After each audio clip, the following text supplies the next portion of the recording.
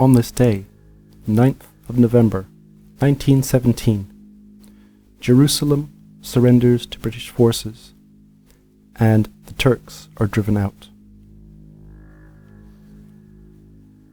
The Sinai and Palestine campaign lasted from 1915 until 1918. Although it is quite a small area, the fighting was fierce and the progress was slow.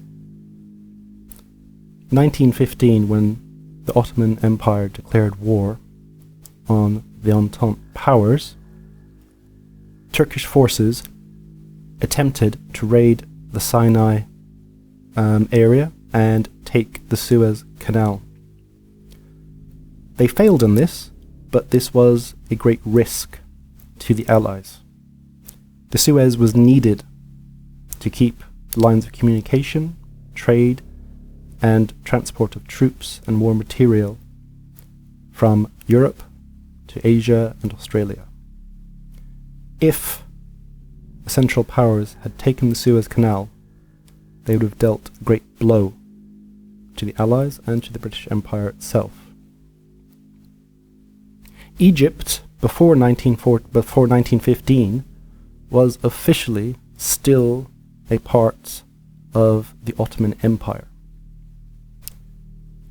Although it was occupied by the British, it was Turkish officially, as was Cyprus. After Turkey went into the war, Britain annexed Cyprus, and Egypt declared independence from the Ottoman Turks and became a British protectorate, as it had been in reality for a good 20-30 years.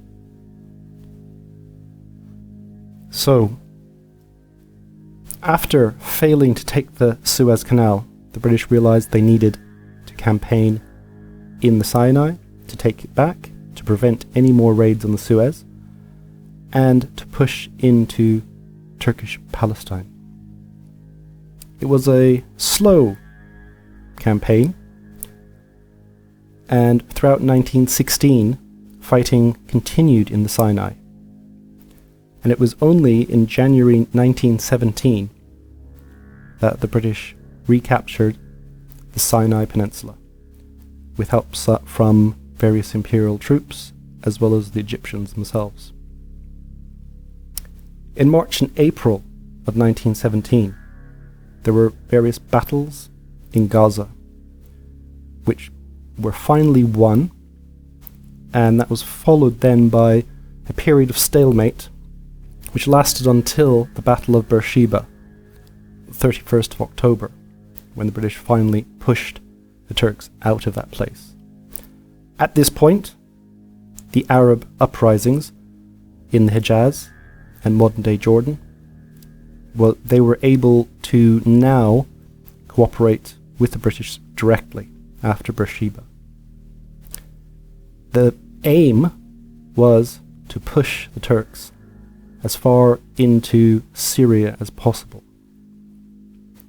And throughout the next month, this was the Palestine campaign, which went a lot quicker than the Sinai campaign went. In less than a month, they had taken much of southern Palestine, and they'd pushed the German-led Ottoman forces back. Now, the German-led forces, quite interesting. A general named Falkenhayn was in charge, and he was battling the British, and he battled them quite well. He fell back from Jerusalem because he did not want to destroy the holy sites.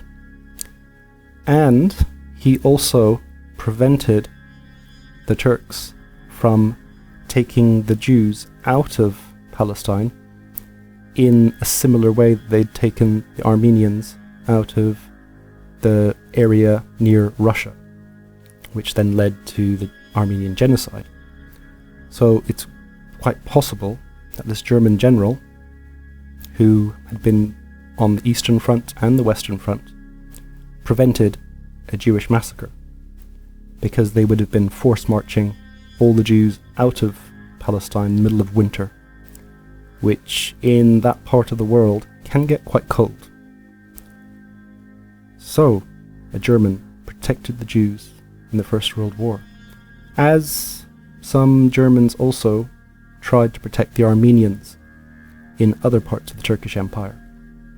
It seems that they did not approve of their allies' treatment of minorities in their empire at the time.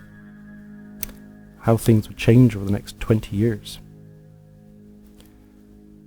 Cemal Pasha, one of the joint rulers of Turkey at the time, he was the one that ordered this. He also wanted to empty the city of Jerusalem and force march the entire population out of harm's way, you could say. But this would have meant a death march. So Falkenhayn deserves an honourable mention. So, General Allenby was in charge of the army going in to Palestine.